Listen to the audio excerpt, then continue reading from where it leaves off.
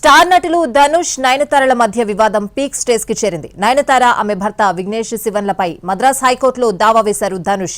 తమిళ చిత్రం నానుం రౌడీ దాన్ సినిమాలోని విజువల్స్ ను నయనతార తన జీవిత కథ ఆధారంగా తీసిన documentary beyond the fairy tale లో ఉపయోగించడంతో ఈ వివాదం మొదలైంది.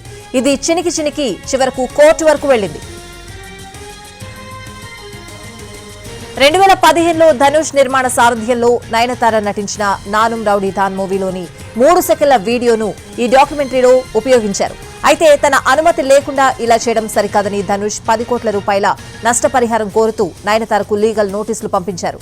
దీనిపై స్పందించిన నయనతార ధనుష్ ను విమర్శిస్తూ బహిరంగ లేఖ రిలీజ్ చేయడంతో ఈ వివాదం రచ్చకెక్కింది. ప్రస్తుతం కోలీవుడ్ లో వీరిద్దరూ కయ్యానికి కాలు దూతున్నారు. సోషల్ మీడియాలో ఫ్యాన్స్ కూడా ఓ రేంజ్ లో ఒకరిపై ఒకరు ట్రోల్స్ చేసుకుంటున్నారు. ఈ వివాదం కొనసాగుతున్న సమయంలోనే 2 రోజుల క్రితం ధనుష్ నయనతార ఇద్దరు ఒకే వేదికపై కనిపించారు. తమిళ ప్రముఖ నిర్మాతల్లో ఒకరైన ఆకాష్ భాస్కరన్ పెళ్లికి ధనుష్ నయనతార హాజరయ్యారు. ఇద్దరు పక్కపక్కనే కూర్చున్నప్పటికీ ఎడమొహం పెడమొహంగానే ఉన్నారు. కనీసం ఒకరినొకరు పలకరించుకోలేదు సరికదా, కనీసం చూసుకోలేదు కూడా. తమిళ చిత్ర పరిశ్రమలో ఈ వివాదం హాట్ టాపిక్ గా మారింది. కొంతమంది సెలబ్రిటీలు నయనతారకు మద్దతుగా నిలిచారు కూడా. ఇంతలోనే ధనుష్ నయనతార దంపతులపై దావా వేశారు.